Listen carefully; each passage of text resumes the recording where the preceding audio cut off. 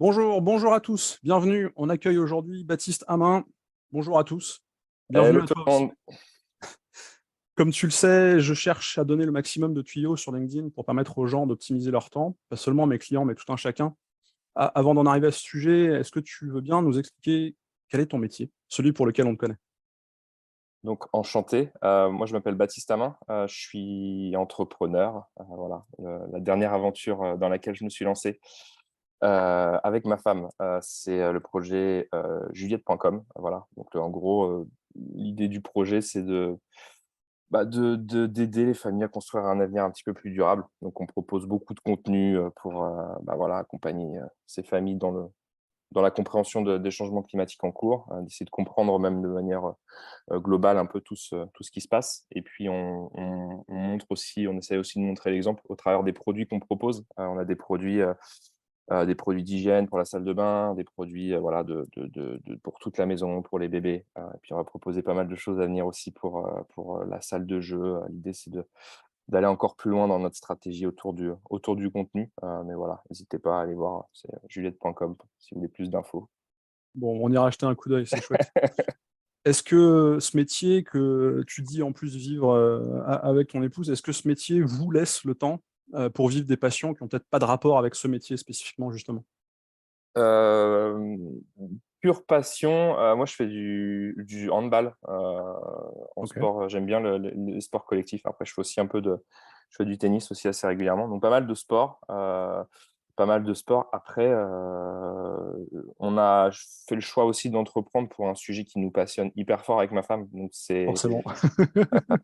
du coup, on y passe clairement énormément de temps. On n'a pas tout le temps l'impression de travailler. Et parfois, on fait même des choses, même si c'est en rapport avec le taf, qui nous passionne, tu vois? Notamment sur le contenu, sur c'est mes pures passions, principalement du sport. Ok.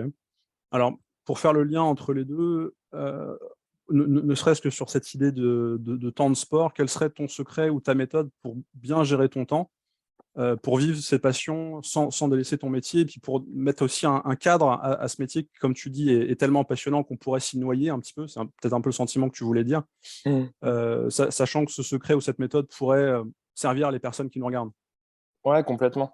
C'est un travail, moi pour m'organiser, en gros, je m'organise le dimanche soir et j'essaye de prévoir toute ma semaine, et je mets tout dans des cases, mais je cache quand même des cases d'imprévus. Donc j'utilise, Ouais, Google Agenda, assez simple où j'ai, l'ensemble de mes calls, l'ensemble des moments où je suis productif, qui évolue dans le temps aussi. C'est pas toute l'année j'ai pas toute l'année, la même façon de travailler. Ça dépend de la période, du temps, voilà. Donc on essaye de s'adapter en permanence, mais surtout du coup, Google Agenda, où je vais même prévoir, les temps, tu vois? Cet après-midi,